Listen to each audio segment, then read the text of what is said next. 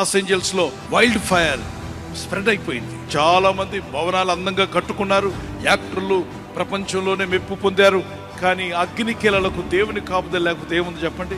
పేకమేడలా కాలిపోయేగా పెద్ద పెద్ద భవనాలు కూలిపోయాయి.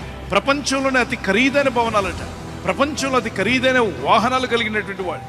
కానీ కార్లు కాలిపోయి, ఇళ్ళు కాలిపోయి బూడిదైపోతుండగా కంటితో చూడడం తప్ప ఏమీ చేయలేకపోయారు. జనవరి 5న వాళ్ళు ఒక ఫంక్షన్ పెట్టుకున్నారు.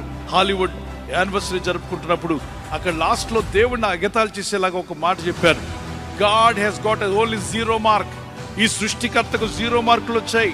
పక్కపక్క ఈకిలించారు, సకిలించారు, నవ్వారు. నవ్విన రెండో రోజే ఈ మంట అంటుకుంది. మరి దేవుడు పెట్టలా మంట, సహజంగా ఎవడో పెట్టాడు, అది అంటుకుంది.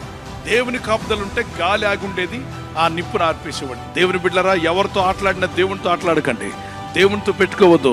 మోసపోకుడి, దేవుడు